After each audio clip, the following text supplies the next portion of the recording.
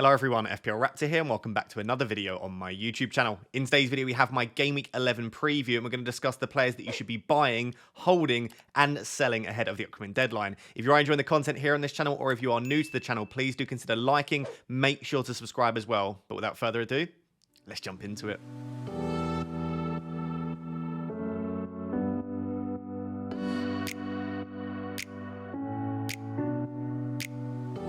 So guys, the first player we're going to discuss today is very interesting because it's Jarrod Bowen, and for one of the first times in a single game week, I got some questions around buying, holding, and selling a player. And that doesn't happen very often because normally we're in consensus, like everyone wants to buy a player or everyone is pretty happy to move them on, and I will discuss that. But in this case, people seem to have very mixed opinions around Jarrod Bowen. So what do I think you should do?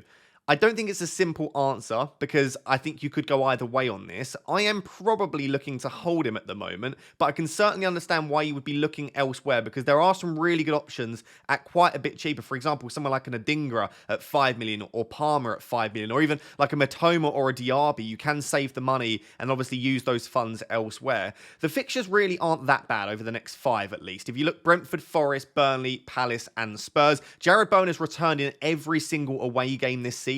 So he has been very good away from home. So it wouldn't bother me that 3 of the next 5 are away for Jarrod Bowen. And in fact, the 2 home games, Forest and Palace, both Forest and Palace are better teams at home. So if these were away games at the City Ground and at Selhurst Park, I would be a lot more worried. But the fact that they are at home, whilst Bowen has actually been better away, I think it is good because I don't think Forest and Palace are particularly good defensively away from home. So those 5 fixtures in their entirety certainly aren't bad, especially the next 4. So fixtures-wise, I don't really think that is a reason to sell him. Although players like Mitoma, obviously at Brighton, and even like an Arsenal asset if you want to move to a Martinelli or a Saka, you would argue that over the next 5 or 6 weeks, they have comparable, if not slightly better fixtures. And the one thing about Bowen's fixtures is none of these are absolute bankers, right? You don't look at any of them. It's not like you've got like a Sheffield United at home or a Luton at home where you say, I comfortably think that West Ham will put 3 or 4 goals past that team. So that is the slight worry. On top of that, before we even look at Bowen's individual data, West Ham just haven't been overly impressive at the moment. I mean, they've started the season very well from an offensive perspective. They've been a little bit shaky at the back, but in recent weeks, they've struggled a little bit more. So they could be potentially on a downward trend or they could just spike back up again, but that would worry me slightly. When we look at Bowen's data, though, it's one of the reasons that I do like him. There is a lot to like about it. Firstly, if you look at the touch map, he gets in the box a hell of a lot. And I always say that whilst players can score absolute screamers, your player needs to be getting in the box and getting touches in the box to be able to score goals generally. And I think that is why Bowen does score so many goals for West Ham, is because he's always in the position to do so. So that is one great thing. The other great thing about Bowen is he plays 90 minutes almost every game. So he's averaged 89 minutes per appearance this season. And yes, the data, as we'll discuss in a second, isn't mind-blowing. But sometimes we'll look at someone like a Darwin, who we'll look at in the next section. And the data looks amazing per 90, but they're never getting anywhere close to 90. Bowen actually does. So that's another thing, in a similar way to like a Brian Mbeumo, that is really nice about Bowen. And his data is pretty good. You can see here by his FPL versus expected FPL points per 90, he is overperforming slightly this season, but his non-penalty expected goals are still really good, right? 0.41. That is very good goal threat. He's actually not carrying much creativity this season, which is a slight worry because you want goals and assists. But if I'm going to have one, of course, I want my midfielders to be grabbing goals. And he's involved in 1 big chance per 90 as well. So Bowen's stats are very solid. He's an absolute nailed player in a very decent West Ham attack, getting touched in the box with good fixtures coming up. The only thing Bowen doesn't have is penalties. But outside of that, there's very little to dislike about him. So I think if you have him already, I don't massively understand selling him unless you really need the funds, and that downgrade will really help you, or you just really fancy another player instead and you think they are a bit of an upgrade on Bowen, which I don't really see many players in and around that price point that would be that for me. So if you have him, I wouldn't be looking to sell him. Would I be going out and buying him? That's a little bit trickier because, like I said, West Ham just don't quite look at it in the last week or two. And I do think that fixtures-wise, there are players with better fixtures.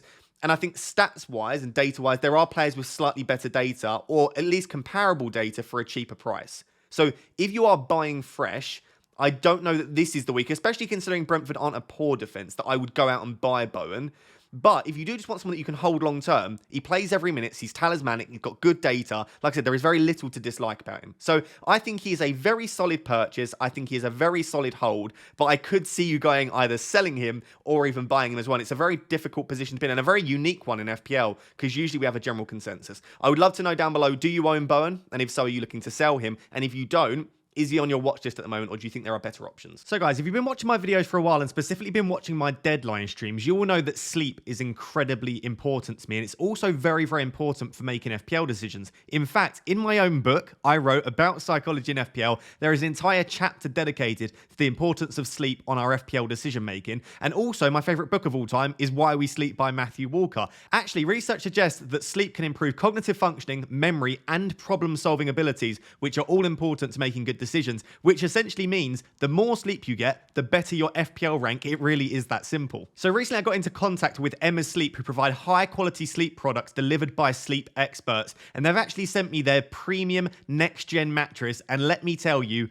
game changer for the sleep. It genuinely truly is an insane mattress. It's got the perfect combination between firmness and being soft and forgiving. I don't like my mattresses too firm, but they've got to have a bit of something, and this just has that perfect balance. It's got a nice spring to it, and it gives you all the support you need and more for your back. Also, if you want to pick up your own mattress, Emma actually offer a 200-night risk-free trial and a 10-year guarantee. That's how confident they are that you will enjoy their mattresses. Emma are currently offering up to 65% off at the moment in the Black Friday sale, and an additional discount as well if you use the code FPLRaptor10 at checkout. There'll be a link in the pinned comment, a link in the description as well. I'm incredibly passionate about my sleep, but also improving the sleep of you guys as well. So Liverpool continue to be one of the best attacks in the league, as they always are. A lot of people, if not pretty much everyone now at this stage, either owns Salah or can't move to him because they've got other players in their team and just can't quite afford him with the current setup. So I feel like we've discussed Salah enough. You either have him or you're probably not going to move to him now. But a lot of people are either looking to, instead of Salah, try to cover a bit of the Liverpool attack, or because Salah is now so highly owned, maybe look for other ways to still gain on that Liverpool attack. Now, they of course have a lot of options. Ones that aren't mentioned here, Luis Diaz, who obviously, given the circumstances, we don't exactly know when he'll play, if he'll play, and how long it will take for him to recover and get back into the team, at least at the time of me recording. So I'm not going to discuss Luis Diaz here today, but when he is available, he's an absolutely fine option. Obviously, Jota, when he plays, has outrageously good data, but I would argue that unless the issues with Luis Diaz continue, I don't think Jota is first choice in this team. And I would still argue, even if that is the case, they could play Gakpo and then Darwin on the left. So I love Jota. If Jota was ever nailed in that Liverpool attack or getting very, very good minutes, I would be very tempted. But I don't think I'm quite there at the moment. And then Gakpo is a situation where even when Gakpo's nailed, I don't think he's a good FPL option because his data is always really poor. So basically, I don't think any of the ones that I've just mentioned now are good options for the time being, at least, which leaves two players to discuss, which is Szoboszlai and Darwin Núñez. You all know how I feel about Darwin anyway, if you've watched my videos for a while, but Szoboszlai is a player that I've largely just ignored and not mentioned, but obviously got a double-digit haul in Game Week 10. A lot of people looking at that mid-price. We've just spoke about Jarrod Bowen there. Maybe you're looking for a decent route into an attack, and you don't like some of the other options at that price. Is he an option? Of course he is, right? Any player is an option if you think they're good, but I'm slightly less convinced than I am about the likes of Matoma, Diaby, and Bowen, mainly because of the data, and it's just not really that great. But fixtures-wise, they are still definitely there for Liverpool, apart from Game Week 13, right? They've got Luton away this week, great fixture. Brentford at home, we know how good Liverpool are at Anfield. Then Fulham at home, and Sheffield United away. So either side of that fixture, which is the most difficult in the league, they have great fixtures. So if you can bench them against Manchester City or play them and hope you get something and hope that it's high scoring, the fixtures are arguably some of the best out there. And we spoke about in the previous section how Jarrod Bowen doesn't have any like banker fixtures. Luton, Fulham at home, and Sheffield United away are three fixtures where I could see tons of goals for Liverpool. So fixtures are absolutely there, but the data's just not there for Szoboszlai. Interestingly, he's played every minute available for Liverpool this season. So if you are looking for a nailed route into the Liverpool attack outside of Salah, Szoboszlai is the one. But as you can see here, his data is just not good. 0.07 non-penalty expected goals. I don't like that at all. Absolutely zero goal threat there. And only 0.25 expected assists. That is decent creativity, but only when it's coupled with some goal threat. Because when you put that together, that is a 0.32 XGI, which if you're not that interested in stats, that would suggest every 3 games, Szoboszlai will get 1 expected goal involvement, and it's most likely an assist. Are you wanting to bring in a player that the data would suggest is going to get you 1 assist every 3 games? Not for me personally. And you can see big chance involvement as well is down at 0.4 per 90. So whilst Szoboszlai is nailed, and whilst the fixtures are there, I don't see him as an option in this current setup because he's just not creating enough big chances and he's not getting any goal threat really himself. So for me, less of an option. Darwin, on the other hand, I do still think is an option, but I do wonder if there are other options that you could potentially go for at a cheaper price. And some of the midfielders are obviously just more nailed because the issue we have with Darwin, you can see here, his average minutes per game this season is 46. So when Darwin plays, wonderful option. And we saw that in Gameweek 10 once again. He didn't quite cover Haaland for me, but he did get a 10-pointer, which definitely softened the blow. So especially if you're on a no Haaland draft, Darwin offers a great option for an explosive player that can get you a haul. But it's always worrying with 46 minutes per game. What I would say is I think at the start of the season, Darwin was not first choice. I think Gakpo was first choice with either Diaz or Jota on the left. Now, I do think Darwin is first choice. And I think if everyone's fit and everyone's available, Liverpool's front three of choice would be Diaz, Darwin and Salah. So I think things have changed since the start of the season when Darwin was getting quite a few sub appearances with like 10 to 20 minutes to go. I think whenever he's available, and as long as he hasn't played too many minutes, Darwin is going to be first choice. Now, the only concern for Darwin is Game Week 13 is a difficult fixture anyway, but on top of that, it is post-international break. And we know that after the international break, because Darwin goes away with South America, there's always a good chance that he doesn't play that game. So Game Week 13 for me is probably a write-off for Darwin. You'd need to bench him or sell him or start him and just really hope that he doesn't get, or start him and hope that you somehow get something either off the bench or that he gets a start. So assuming you can deal with that 13 fixture, I do still like him. And of course, the data is outrageous for Darwin. It's always the best in the league. It's better than Erling Haaland. It's sitting at a 0.87 non-penalty expected goals per 90. And he's even relatively creative at 0.18 expected assists per 90 too. So when Darwin gets 90 minutes, what that suggests is that he's pretty much likely to get at least 1 expected goal involvement, which is absolutely crazy numbers. You can see here, big chance involvement per 90 is 2.79. So I don't think the issue with Darwin is his stats, and it's also not his conversion. I know in the past people have criticised him about his finishing ability. This season, his conversion rate's actually been very good. And the previous seasons for Benfica, his conversion rate was very good as well. The only one season where his finishing has been quite poor was his first one in the Prem. So I would like to give him the benefit of the doubt and say I think he's a decent finisher. I think when he's on the pitch, he will get returns.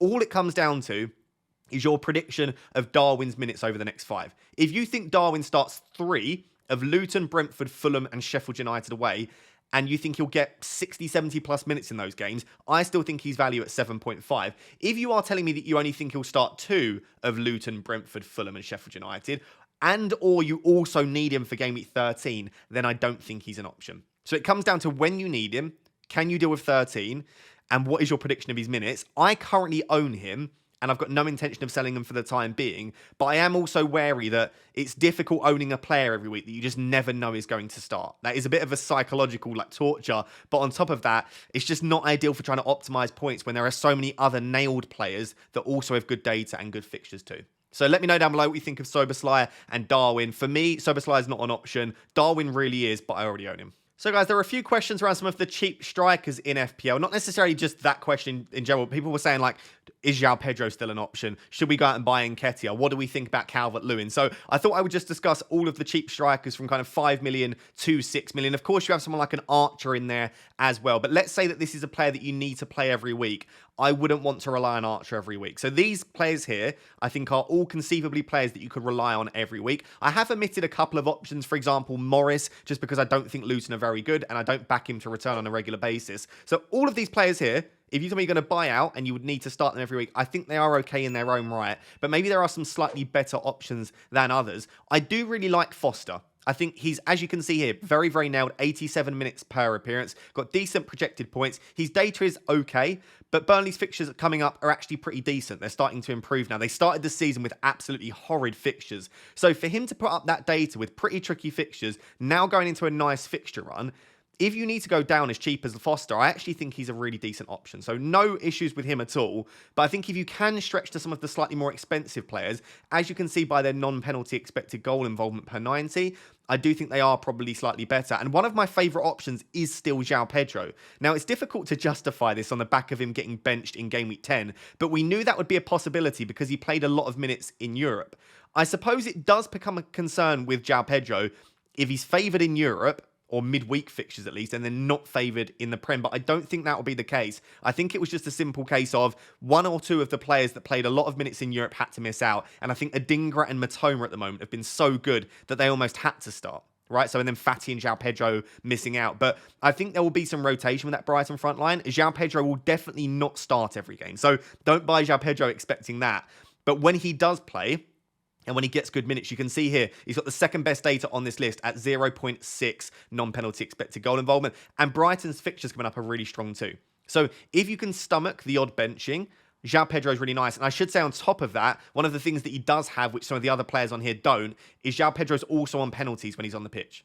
Penalty taker, great data, but a massive minutes risk. So I do still like him, but it depends on your risk appetite, I suppose. Nketiah, for now, great option. You can see here, his minutes this season at 68 minutes per appearance. His data is pretty decent at 0.43, but it's not a hat-trick decent. And Nketiah's data last season was actually better than it is this season, but we've not seen a lot from him this season to suggest that he's a player that is going to get you lots and lots of attacking returns, unless we start to see an uptick now on the back of that hat-trick. But I still like him as an option. My main concern is the data would suggest it'll go back to ticking along every now and again. And also, when Jesus is back, whilst we've seen them play together in the team, I do think more likely than not, their front three of choice would be Martinelli, Jesus and Saka. So it depends how long Jesus is out, depends how short-term you want this pick to be, and it depends how much you think that hat-trick might affect his data moving forward. But I certainly don't mind him, especially for that Burnley at home fixture in Game Week 12. So don't mind Nketiah, but he's not necessarily one of my favourite options. One of my favourite options at exactly the same price is Edouard. Minutes are going under the radar, 86 minutes per appearance this season. Edouard has been basically nailed when he starts, and his data is very, very similar to Nketiah. But what Edouard has is more nailed, and the fixtures are there. We know how good Palace's fixtures are over the next few weeks, and I just really like Edouard as an option. So I think if I were going to take a punt at the 5.5-ish price bracket and I didn't want to take a risk on Joao Pedro's minutes, I think it would be Edouard that I'd go for. Really, really like the fixtures coming up. And I know without Eze in the team, they are lacking that creative spark, but Edouard will still score goals because I think Palace have to score goals, and I think he'll be involved in a high percentage of those. So I really do like him if you're looking for a cheap punt, but you want someone that's minutes are going to be pretty secure. Speaking of secure minutes, when he's fit, Calvert-Lewin's minutes are secure as well. I know he's only averaged 58 minutes per appearance this season, but that's due to coming back from injuries. When Calvert-Lewin's fit, the data is always great. We know he's on penalties, and we know he will start. And so for that reason, I would argue that Calvert-Lewin may well be my favourite option on this list. The only issue with him is how long does he stay fit for? Because every season, about 5 times a season, I say, I love Calvert-Lewin, he's got great data, and then he goes and gets injured, which is a shame. But on top of that, the fixtures aren't perfect. They're a bit of a mixed bag. That being said, Calvert-Lewin is one of those players that just scores against big teams. He just finds a way to score. And Everton's data in general this season, whether Calvert-Lewin's played or not, they are creating quite a lot of chances. So I actually back Calvert-Lewin to do very well over the next 5 or 6 game weeks, regardless of the fixtures being a bit of a mixed bag. So would be my favourite option, honestly, if you are willing to accept that there is a chance he gets injured and then you have to use another transfer to take him out. Wissa is a player that is going under the radar massively still because he's obviously blanked a few weeks in a row, but started the season very strong. The data is still good at 0.5 non-penalty expected goal involvement, and the fixtures aren't terrible for Brentford coming up either. Obviously, they blank in Game Week 18, so do bear that in mind. That if you've already got like Mbermo, Flecken, Alvarez, Haaland, unless you're playing to free hit an 18, you might not want to add to that with an extra Brentford player. But I would argue that if you've already got a lot of Brentford and City players, I would almost be tempted to bring more of them in. Go for like 5 players from City and Brentford. Free hit in Game Week 18 when Brentford and Man City blank. And then in Game Week 20, when we think the double will be, you will have 5 or 6 double Game Week players. So I would almost argue the more Brentford and City players you have, maybe the more you commit to this idea of a free hit in 18. But we'll discuss that in future weeks. Wissa is a great option. Fantasy Football Hub actually think he has the best projected points from Game Week 11 to 16 on this list. And if you do want to get access to all of these projections, this data, basically everything that that I use in these videos, do check out Fantasy Football Hub. There is a link down below in the description. You can currently get 30% off, which is a pretty good discount. Finally, Ferguson. Just don't like him this season. He's just not looked at it. And I know his data is very similar to Joao Pedro's, but he's not on penalties. And having spoken to some Brighton fans, they truly think that Brighton's best attack doesn't involve Ferguson. So even with the injuries to March and Welbeck, Brighton fans seem to think that Brighton's favoured front four is Matoma, Fati, Joao Pedro, and Adingra on the right. So I wouldn't go for Ferguson for that reason. I know he started in game week 10, but I want to have a player that in the ideal world is in Brighton's best 11.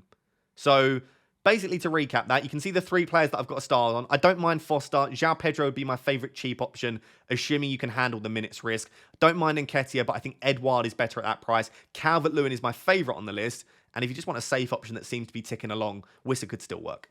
So I hate saying I told you so, but I did tell you so that we would be having this discussion around Newcastle Defence once the fixtures started to get a little bit trickier. And I want to start by saying, love Newcastle Defence, still expect over the next 8 to 10 game weeks, probably a minimum of 4 to 5 clean sheets. But they are not going to perform at the rate that we saw when they had the likes of Sheffield United and Burnley, because fixtures do matter.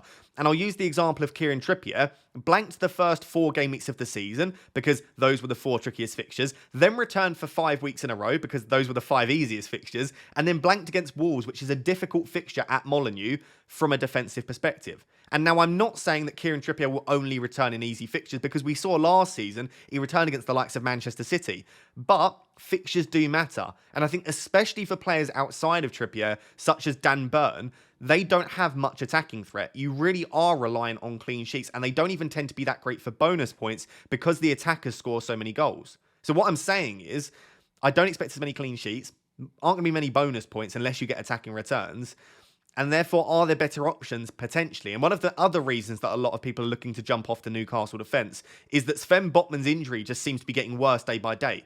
We had a case like 3 weeks ago where Eddie Howe was like, yeah, he's very close. But the latest quote from Keith Downey now today was Eddie Howe reveals Sven Botman has a setback in his recovery from his knee injury.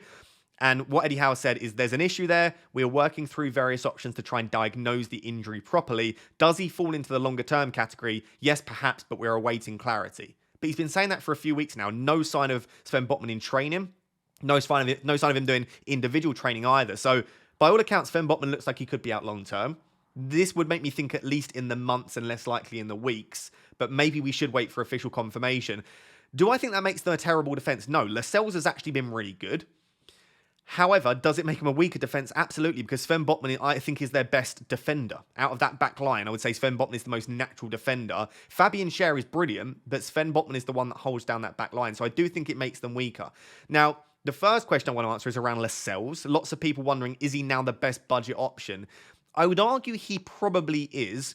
My main concern is I actually received a DM from a Newcastle fan today, and I spoke to one other Newcastle fan too, so it's only a sample size of 2, but they seem to think there is still a small chance that Dan Burn slots in at centre-back and Targett comes in at left-back, whether that be for 1 or 2 games or longer term. The reason they say that is Botman is quite comfortable on the ball, whereas Lascelles just isn't overly. And they think that Burn would, obviously, the fact that he's been playing at left-back would show this, that Burn is very comfortable on the ball. So Targett's been playing well whenever he's featured. Dan Burn is comfortable on the ball. This was the logic that they told me. Therefore, there is a chance that Lascelles does miss out. As a non-Newcastle fan, I still think Lascelles looks fairly nailed at the moment because he's not really put a foot wrong. So I think he's fine at 4 million, but I wouldn't bring Lascelles in if you don't have any defensive backup and players to rotate, especially because the fixtures aren't really there. I know Bournemouth away, Everton away, Fulham at home and Luton away are good over the next spell. But within there, you've got Arsenal, Chelsea and Manchester United. Yes, they're all at home, but they are 3 tricky fixtures, and Tottenham away. So the fixtures aren't there. They've got defensive injuries. On top of that, Newcastle just look really tired. Against Wolves, they look shattered defensively and offensively. So I would be tempted, if you've got free transfers to use and there are other players you want to move to, I absolutely don't mind moving off Newcastle defence. Trippier is a difficult one because Trippier can return against anyone because he's on every set piece for Newcastle. So all he needs is one good set piece delivery and he will get bonus points, unlike others, every time he gets anything. Kieran Trippier with an attacking return or a clean sheet means a minimum, even sometimes with a yellow card, of 2 bonus points. And So if you've got a player playing in a good defence but with tricky fixtures, but also with attacking threat, Kieran Trippier would absolutely be fine to hold through this spell. But I suppose the question shouldn't be, is he okay to hold? Is he good value at 7 million with these fixtures coming up, with injuries in the defence, and with other options potentially in the attack that you could move the funds to? I'm less convinced. So would I mind selling Kieran Trippier? No, I wouldn't. And that's not just off the back of his 0-pointer in Game Week 10. I've been saying that for a while now, that when the fixtures got trickier, I would be tempted to sell. I'm also tempted to sell myself as a route back to Haaland. My only issue with that is that would be in Game Week 16 for me. And in 17, 18, 19, Newcastle have 3 lovely fixtures. So I guess it depends on your own strategy. What are you going to use the funds on? If you're selling Trippier, it makes more sense to me because you can use the funds. If you're selling Dan Burn or Lascelles or Fabian Schär, there just aren't a massive amount of overly inspiring defensive options. But just in case you are, let's now take a look at the defenders that I would move to instead. So guys, this is all opinion based, but I've just tried to list or rank some of the defenders that I would be interested in owning at the moment, because there were a lot of questions around defenders, whether it be that you own Gabriel and you might want to sell him now based on the fact he was benched, or like I said, maybe you've got a Botman in your team that you want to sell, or you want to downgrade a Trent or a Trippier. There seem to be loads of reasons, but a lot of people looking at defensive transfers this week, or maybe going into Game Week 12. And I like everyone on this list for different reasons, but it really does depend what you need that player for. The further we get into the season and the more that teams diverge, it does become incredibly team dependent. Because I may say, go out and get Tsimikas, but you don't really need a player for the next 2 or 3 weeks. You need a long-term option. Then Tsimikas is a terrible piece of advice from me. So it really does depend what you need. But one player I think just stands out as having everything is Guehi. And again, this isn't just in response to him getting some decent points recently. I put him in my Game Week 8 wildcard. I love him as an option. He's actually very decent for bonus points. In previous seasons, he's got very close to Anderson with respect to attacking threat. In the last few weeks, he's actually put up, in the last 3 weeks, 0.22 non-penalty expected goal involvement per 90. So he's actually shown a little bit of attacking threat. The fixtures are exceptionally strong over the next 3 or 4 game weeks, and Crystal Palace are a mid-table defence at worst, sometimes pushing towards a European place. So there's very little to dislike about Guehi. No, I don't think he has massive upside, but could he get you bonus points, clean sheets, and the odd return? Absolutely. And for that reason, I think whether you're looking short or long term, I do really like Mark Guehi as an option. You could also obviously go for Mitchell if he's fit. You could go stretch to Anderson if you wanted to. But for me, Guehi just has everything that you need at a relatively cheap price. So I like Mark Guehi. I would say in second is still an Arsenal defender. The issue that we've got is all of the cheaper ones just look a little bit of a risk at the moment. Assuming you can't go for Raya, Gabriel, I think he's still first choice, but I said this for the first 2 or 3 game weeks, and I kept getting it wrong. So I'm not going to try and predict it anymore. I'm just going to say I think he's first choice. But if you want to sell him, I understand it, because you don't want your player to get benched intermittently, especially when it is a centre-back, and especially when a lot of us don't have the best bench options. So you won't get Taylor off the bench every week, is I guess what I'm saying. A lot of weeks, Gabriel will either come on for a cameo, or you'll have no one off the bench. So I like Gabriel still, because he's got great goal threat and he's very cheap, but I wonder if it's worth just paying more for either Saliba or White. For me, Saliba is the one.